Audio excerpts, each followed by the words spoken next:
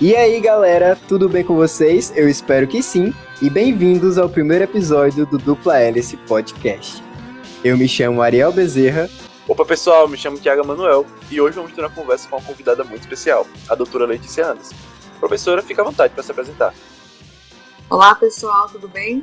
Eu me chamo Letícia Anderson, eu sou farmacêutica bioquímica, sou doutora em Bioquímica e Biologia Molecular e professora do Centro Universitário SESMAC. Pessoal, a professora Letícia é uma das tutoras da LAGENE, que é a Liga Acadêmica de Genética Molecular de Alagoas, a idealizadora do projeto Dupla Hélice. E então, Thiago, sobre o que vamos conversar hoje? Ariel, hoje nós vamos discutir um pouco sobre os aspectos moleculares da Covid-19. Então, para a gente discutir sobre isso, a gente precisa saber primeiro o que é esse vírus, né? Que tipo de vírus é. Então, a senhora poderia esclarecer isso para a gente? Bom, gente, os vírus são micro-organismos, né? Estão presentes no nosso dia a dia. A gente tem contato com vírus a todo momento. O coronavírus nada mais é do que um vírus que também está presente no nosso dia a dia.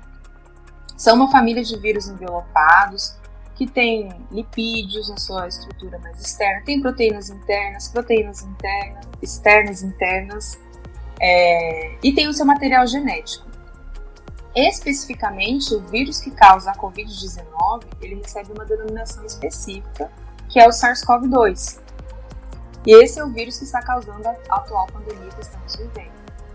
Professora, em relação ao material genético, esse vírus ele é feito de DNA ou RNA?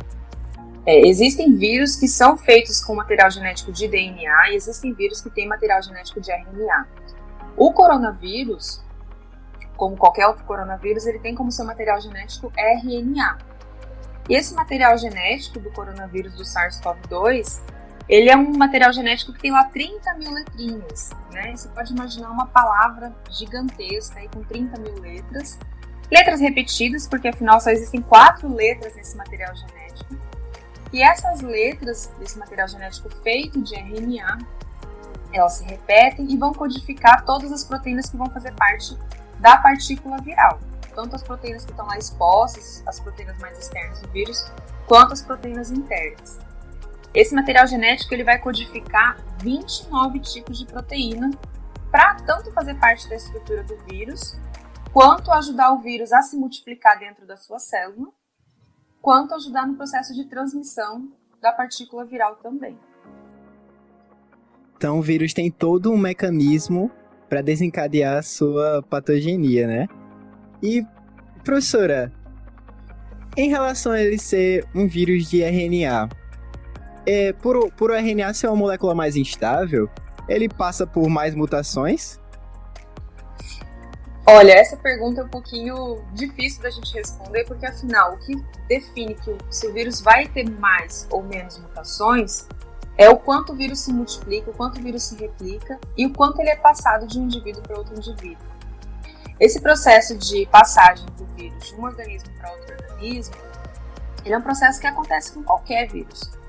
E aí, quanto mais ele passa de um organismo para outro organismo, independente se é DNA ou RNA ou se é material genético, ele pode sofrer alterações nesse código genético.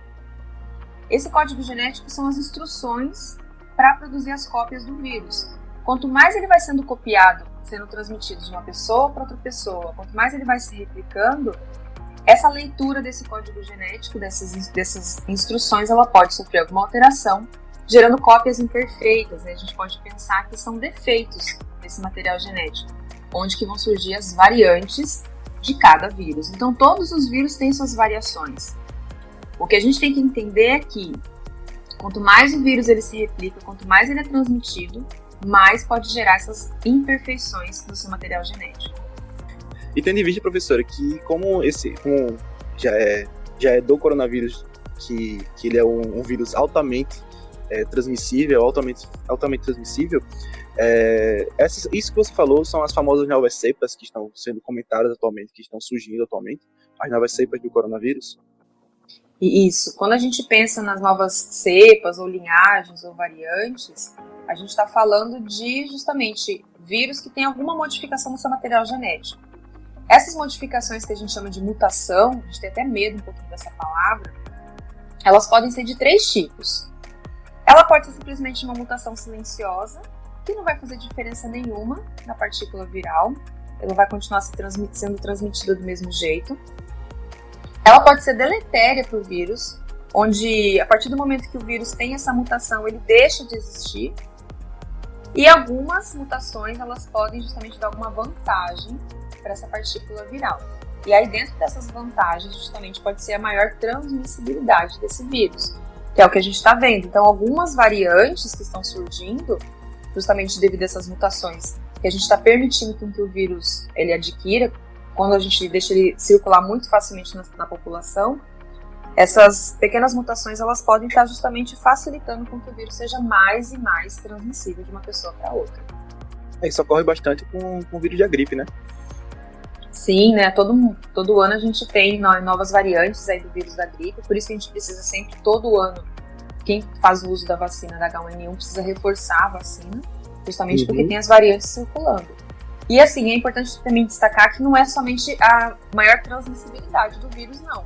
Essa mutação ela pode dar, por exemplo, fazer com que o vírus tenha maior afinidade com a célula que vai receber essa partícula viral, né, ativando mais aquele mecanismo chave-fechadura, né, entre o vírus e a célula. Sim. Ou ainda pode dar algum mecanismo de escape do sistema imunológico daquele indivíduo.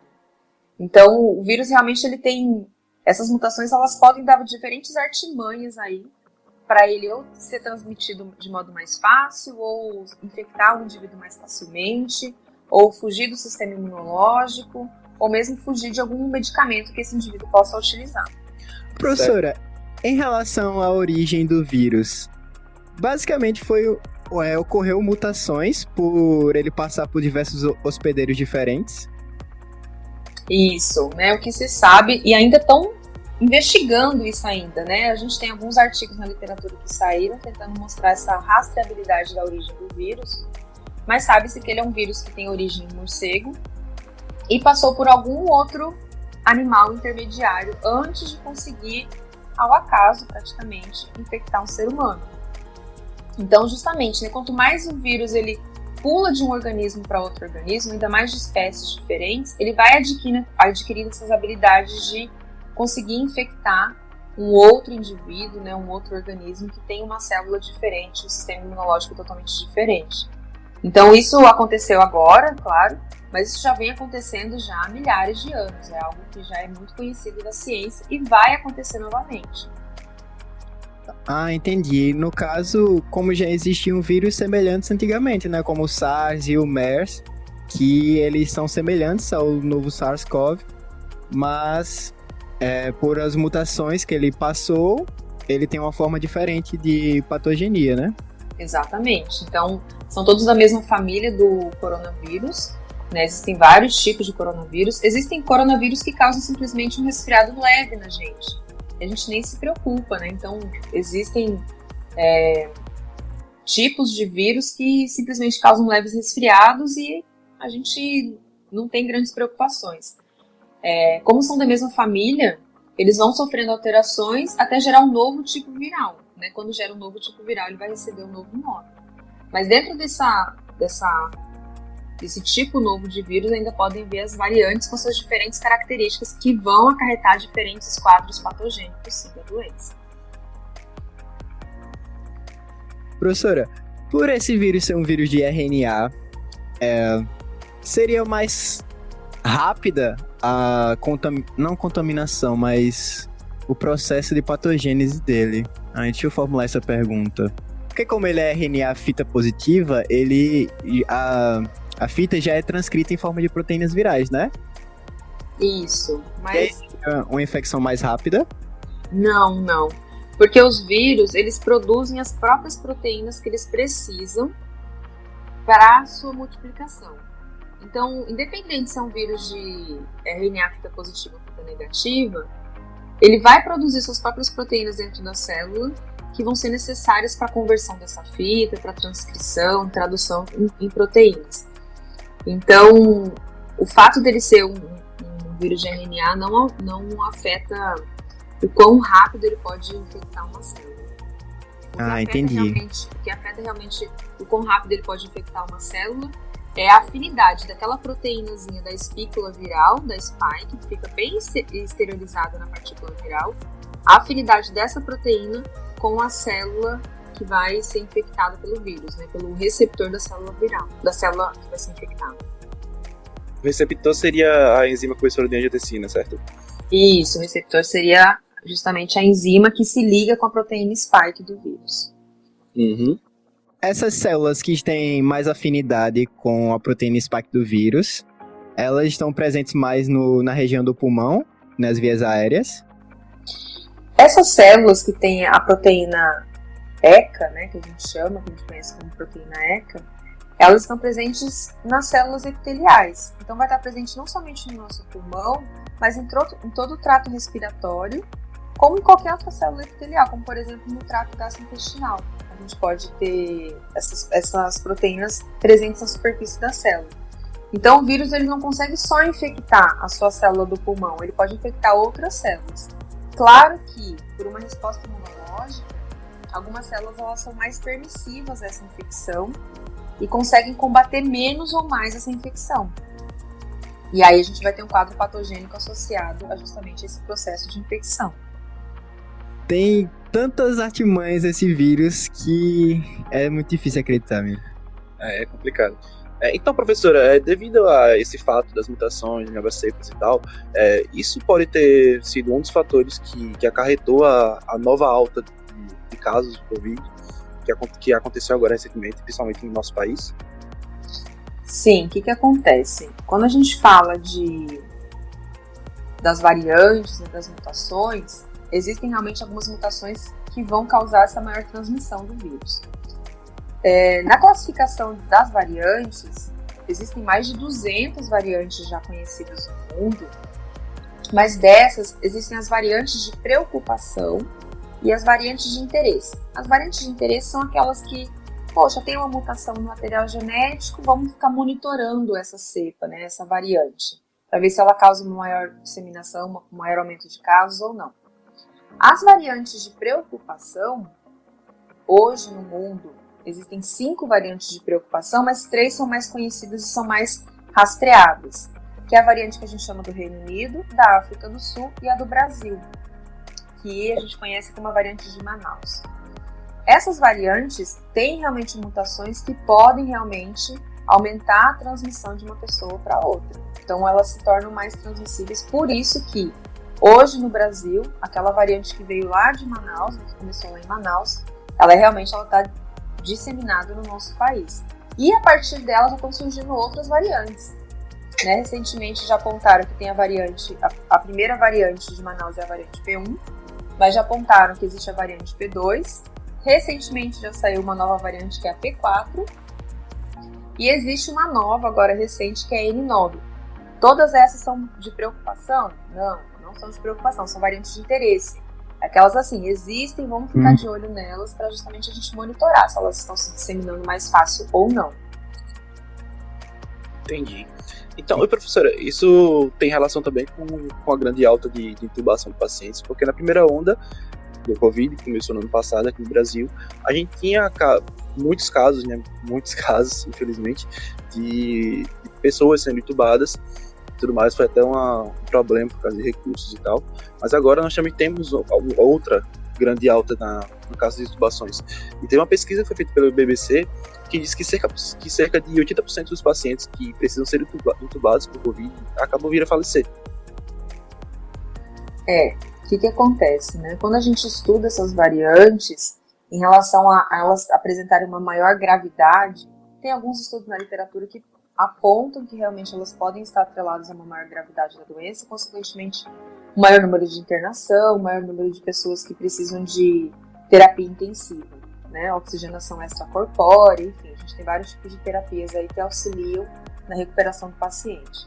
Mas também existem outros trabalhos que mostram que não, né? Que na verdade nem sempre uma variante ela está associada a uma maior gravidade da doença. O que a gente está vendo é que algumas variantes realmente elas conseguem se disseminar mais facilmente na população. E a gente tem uma variante então que se dissemina mais facilmente na população. E o comportamento da população é o mesmo. em relação à aglomeração, em relação Sim, ao uso de máscara. Então, às vezes o que a gente está vendo que é muito difícil ainda a ciência conseguir discernir é se esse aumento de número de casos é somente por causa da variante ou é pelo comportamento da população que se mantém o mesmo. E esse aumento de quadro de pessoas que estão graves é porque mais pessoas estão se infectando ou realmente porque essa variante ela torna um quadro mais grave? Então, tem algumas perguntas aí que alguns estudos estão tentando responder, que apontam que até o momento a gente tem variantes que são mais transmissíveis. Teoricamente, podem ser mais associadas a uma gravidade, mas ainda não é muita certeza. Exatamente. A gente vê recentemente, por exemplo, a gente viu no começo que quando surgiu tudo, né, o pessoal ficou realmente muito assustado, com razão, né, e teve a queda. Só que após a queda, quando começaram a relaxar, né, as medidas de prevenção, ocorreu a alta dos casos, só que você vê que acaba que parece que não estão tão assustados mais o pessoal, né? Porque você vê muita aglomeração por aí, você vê muita falta do uso de máscara também, o pessoal com máscara no queixo, o pessoal até sem máscara por aí, a falta de, tipo, não utilizando álcool em gel mais, é como se tivesse dado uma relaxada. E isso também, eu acho que isso também é um dos principais motivos da nova alta dos casos, da nova onda. Se tornou uma situação banal, né? Aos olhos da população. Isso, a gente acha que não vai acontecer com a gente, né? Sempre a gente acha que é com o outro, ou a gente não conhece alguém próximo. Sim. E a gente acha que o nosso comportamento ele tá o ideal, e se acontecer comigo não vai ser grave, né? A gente tem essa força de super-herói embutida aí. Essa mentalidade, né? Tem até gente que, tipo, que pegou, não teve nada, só teve sintomas leves e acha que é besteira a partir dessa experiência que teve. Aí acaba desprezando os métodos de segurança. Isso, e não se preocupa que pode estar transmitindo para outras Exatamente. pessoas, né? Exatamente. Mas o que faz realmente ter uma maior gravidade ou não entre as pessoas? Seria um fator genético ou... Tem as comorbidades também. O que se sabe é que o paciente, quando ele é infectado por esse vírus, ele tem uma resposta inflamatória exacerbada, uma resposta inflamatória exagerada.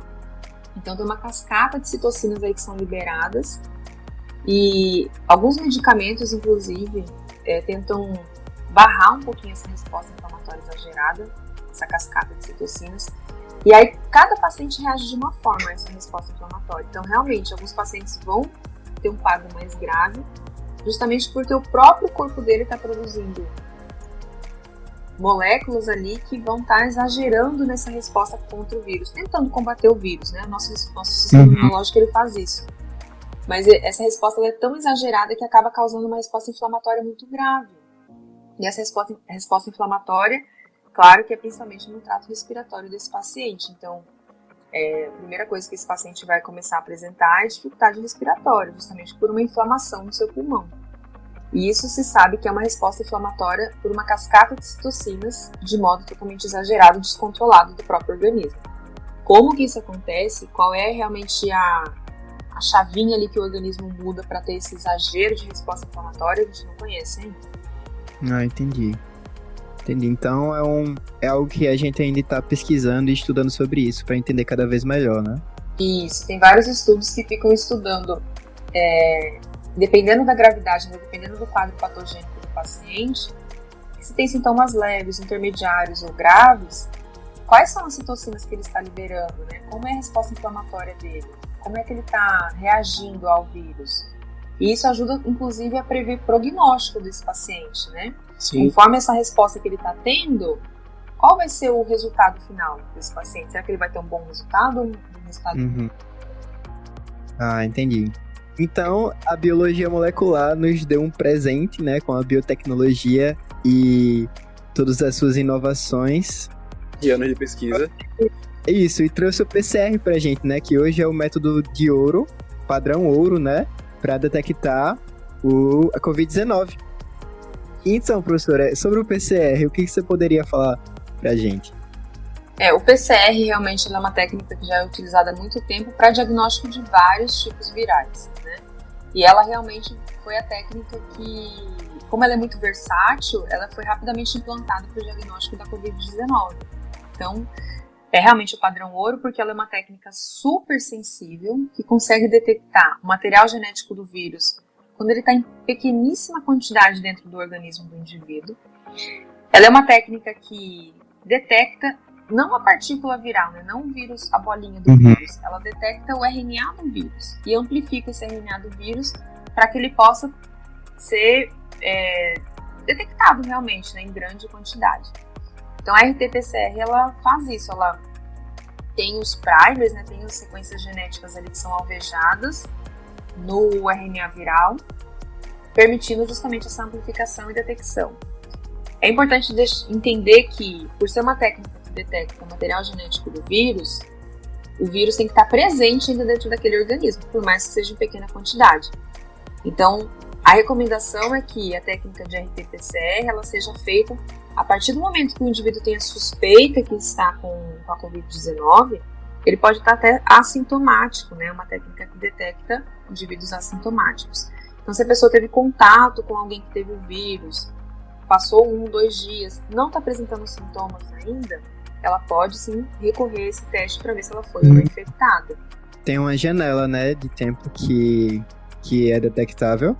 Janela que ele está ainda com o vírus replicante dentro do organismo. Então, a partir do momento que o vírus entrou em contato com o indivíduo, ele já começa a se replicar, e aí a gente recomenda aí 2 a 3 dias a partir desse momento. Claro que a gente não sabe quando é esse momento, mas a partir do momento que o indivíduo começou a apresentar sintomas, ele já pode recorrer à técnica de PCR. E 7 a 10 dias no máximo, após esse início dos sintomas, nessa janela, então de 3 a 10 dias no máximo, aí ele pode recorrer a essa técnica.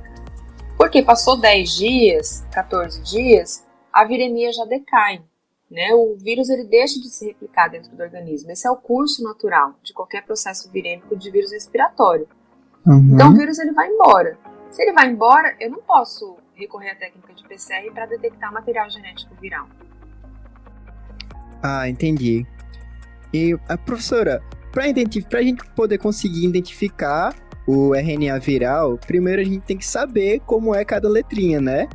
E com isso vem o sequenciamento gênico, né? O sequenciamento do genoma do vírus. E qual a importância real desse sequenciamento?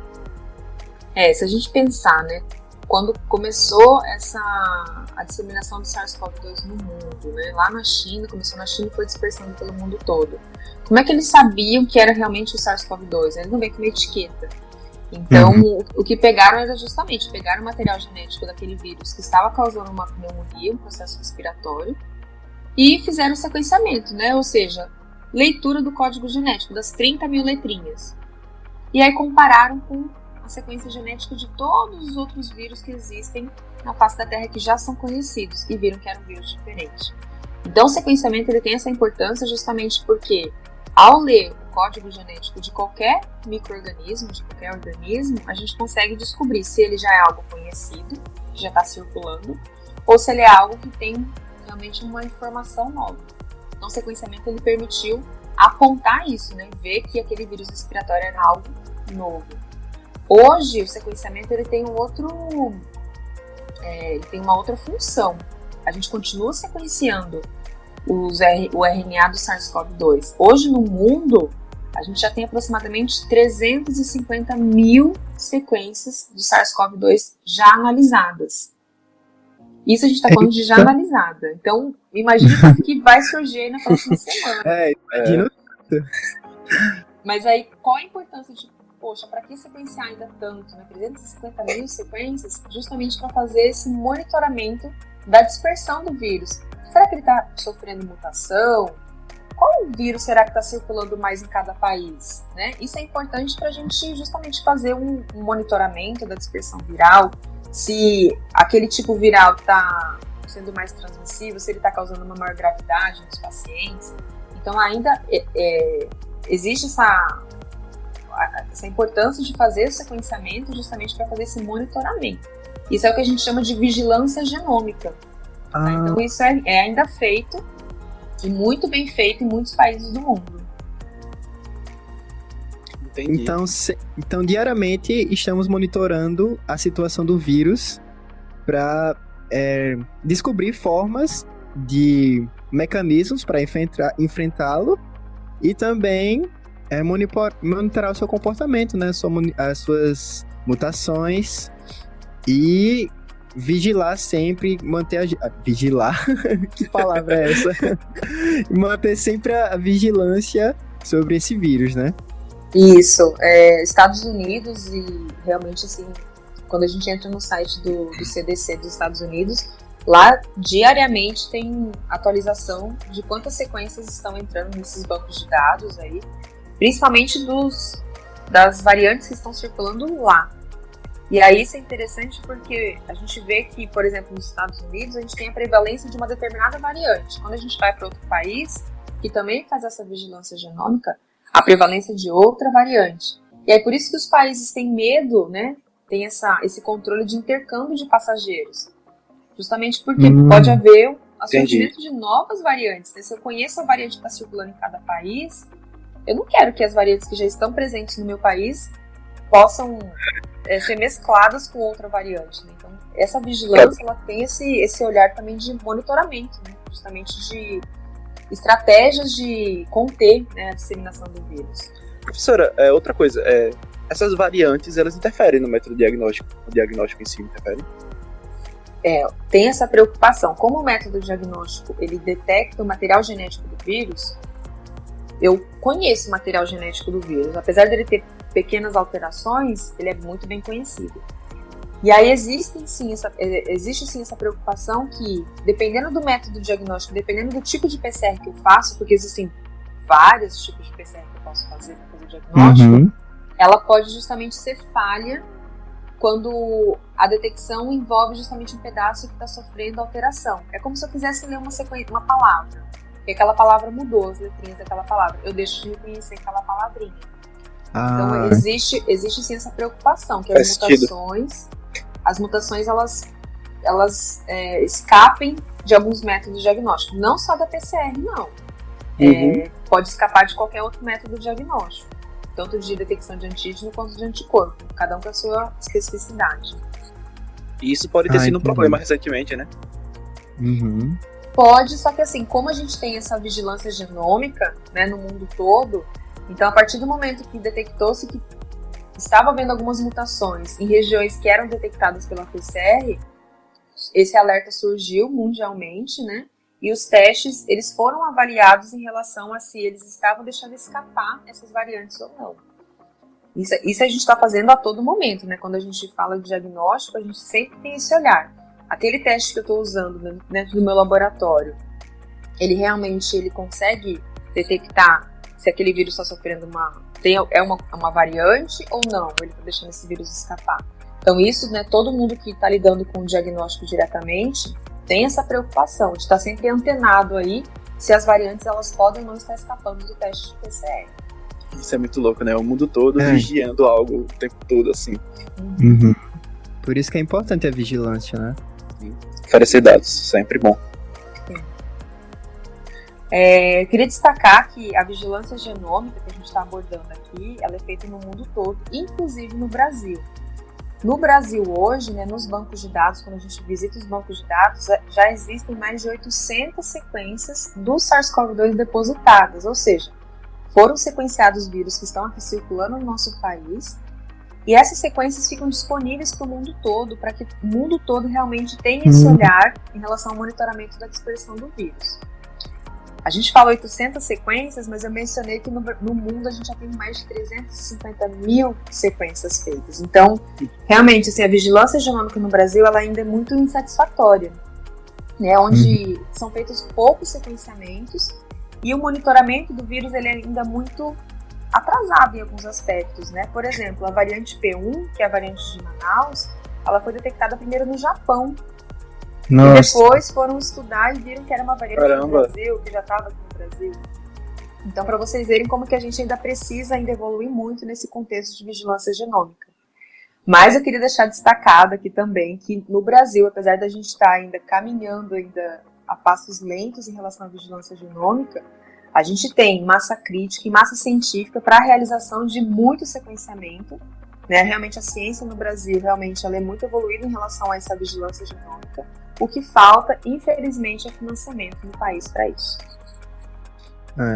Essa é uma situação bastante complicada, né, que a gente vivencia, mas sempre com um olhar positivo e esperançoso, né, para a ciência, porque a ciência move o mundo e a ciência é que vai levar a educação para todos, e é o nosso objetivo aqui como um podcast, né, a gente quer divulgar a ciência para vocês, quer que todo mundo entenda e esteja um pouquinho próximo, assim, porque leem notícias, né, veem artigos complicados, e a gente tá tentando descomplicar isso tudo.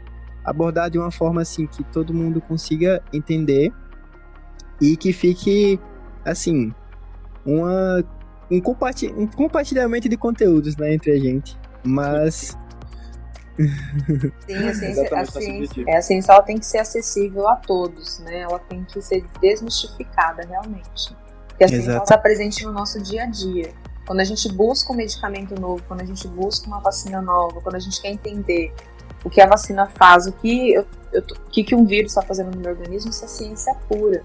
E eu preciso entender isso de alguma forma, tentando descomplicar um pouquinho os conceitos, mas entender realmente o que está acontecendo no mundo, no meu próprio organismo, né? O que o mundo está fazendo para conter uma pandemia. E isso tudo depende da ciência. Uhum. Professora, eu queria saber sua opinião, assim, queria trazer suas experiências pessoais com a Covid, né, e com o vírus SARS-CoV-2, para dar uma opinião sobre a nossa situação atual, né, em que estamos vivendo no Brasil com a pandemia. A minha experiência, né, dentro da pandemia foi justamente pesquisar um pouco sobre o vírus, sobre modos de terapias novas, né. Recentemente, o grupo de pesquisa ao qual faço parte, junto com colaboradores, a gente publicou um artigo justamente apontando para compostos que podem ser utilizados em pesquisa e futuramente virar algum processo terapêutico, algo terapêutico. E também atuando justamente fazendo diagnóstico por PCR da Covid-19. Eu, mais alguns professores da Universidade Federal de Alagoas, a gente se mobilizou logo no começo da pandemia, de modo voluntário, para justamente aumentar a quantidade de testes feitos no estado. Porque a gente sabe que uma das formas de conter a dispersão do vírus é eu saber se eu estou contaminado ou não. O diagnóstico ele tem um papel super importante aí, justamente em conter a dispersão viral. E o diagnóstico rápido, né? Se eu estou com suspeita de estar ou não com o vírus da Covid, eu preciso de diagnóstico rápido, justamente para eu entrar em quarentena. Claro que com a suspeita a gente já deve entrar em quarentena, mas o diagnóstico é super importante para isso. Então, dentro da pandemia, durante todo esse tempo da pandemia, a gente está trabalhando no diagnóstico da Covid-19, né, justamente tentando ajudar o Estado a aumentar o número de testes, fazendo PCR, fazendo o que a gente sabe fazer dentro do laboratório da pesquisa, fazendo tudo que a gente faz na pesquisa somente voltado para o diagnóstico. Totalmente diferente de fazer pesquisa, né, quando a gente fala de diagnóstico por PCR da Covid, porque a gente está lidando com amostras de paciente que possivelmente está infectado, então existe toda uma preocupação, todo um aparato, né, justamente para a gente não se contaminar com aquela amostra que a gente está manipulando. A gente está lidando ali com algumas dezenas de amostras que mais da metade tem o vírus ali dentro. Então, tem toda uma preocupação, tem todo um aparato especial, tanto de laboratório quanto de equipamentos de proteção individual que a gente utiliza, justamente para fazer o diagnóstico por PCR da Covid. Mas é algo relativamente simples de ser feito, né, no laboratório. É algo que é muito bem padronizado, né? O mundo se mobilizou muito rapidamente para padronizar os testes de PCR para Covid, e várias empresas ao redor do mundo todo fizeram testes por PCR para Covid. Então é algo que é muito bem padronizado. Em algumas horas ali no laboratório a gente recebe a amostra, processa, faz a PCR e já tem o resultado do paciente. Um resultado altamente específico e altamente sensível. Isso, em relação à mobilização mundial para enfrentar a doença, foi um recorde, assim, né? Porque foi desenvolvido bem rápido. Foi desenvolvido muito rápido os testes de diagnóstico. E além disso, né, o CDC nos Estados Unidos, ele disponibilizou protocolos para o mundo inteiro de por mais que você não consiga adquirir um teste diagnóstico, como que você pode fazer in-house ali dentro do seu laboratório um teste diagnóstico? Claro que com todos os controles, né? Então, assim, houve realmente uma mobilização mundial para que houvesse essa acessibilidade ao teste diagnóstico para o maior número de pessoas possível. É um teste caro ainda, né? É um teste que, justamente por uma escassez de reagentes, então, alguns reagentes que a gente comprava num determinado valor, hoje a gente compra por 3 vezes o valor, justamente por uma escassez mundial de reagentes, assim como de qualquer outra coisa, né? Que a pandemia consumiu. Mas realmente houve uma mobilização mundial para que houvesse cada vez mais testes diagnósticos. E existem outros surgindo por aí, né? Existem tecnologias novas como o CRISPR sendo utilizado para teste diagnóstico já, RT-Link. Tem muito teste novo que está surgindo por aí, justamente para diminuir o tempo, né, de processamento da amostra e cada vez mais rápido o paciente ter o resultado. A gente sempre vê que a biologia molecular e a genética em si estão sempre, assim, à frente, né, do diagnóstico, do enfrentamento das doenças, e elas são bastante importantes. A gente vê que é realmente importante, porque quando a gente trata algo, tratando de moléculas, é um mundo, sabe? É um mundo que dá pra gente alterar, é um mundo que dá pra gente estudar e descobrir cada vez mais para enfrentar de uma forma mais eficaz, né? Sim, a biologia molecular, a genética, junto com as outras ciências, né? A bioquímica, a imunologia, elas se complementam, elas conversam, né, totalmente, justamente para, tanto no combate de doenças, quanto em teste diagnóstico, quanto na prevenção de doenças. Então, todas as ciências, elas são complementares. Quando a gente pensa em diagnóstico, a gente tem, claro, aqui falando da biologia molecular, mas tem uns testes que envolvem detecção de antígeno, anticorpo, que envolve a imunologia, né, envolve os princípios bioquímicos. Então, são todas as ciências, a ciência em si, ela é um diálogo entre todas as áreas da ciência. Isso. Ciência é incrível, gente, é maravilhosa e eu sou apaixonado. Então, pessoal, infelizmente chegamos ao fim do primeiro episódio e eu queria agradecer por ouvir até aqui e agradecer a professora Letícia por participar do nosso podcast. Galera, as informações sobre os próximos episódios serão divulgadas no Insta da Lagene, que é @lagene_alagoas. Sigam lá que a página do Instagram está recheada de informações sobre os nossos eventos e projetos como o Dupla Hélice. Pessoal, faço das palavras de Ariel as minhas. Professora, muito obrigado por ter aceitado o nosso convite. Foi um grande prazer conversar com a senhora. E a senhora gostaria de falar mais alguma coisa? Então, eu gostaria de agradecer realmente o convite, a oportunidade de desmistificar aí algumas coisas em relação a essa doença que está despertando tanta curiosidade nas pessoas. Então, novamente, meu agradecimento a vocês e espero que realmente possa ter contribuído um pouquinho para desmistificar um pouquinho da biologia molecular e do Covid-19. Então é isso, pessoal. Muito obrigado por terem nos escutado até aqui. Viva a ciência! Eu sou o Thiago e fiquem ligados que logo mais sairá o próximo episódio do Dupla Hélice Podcast.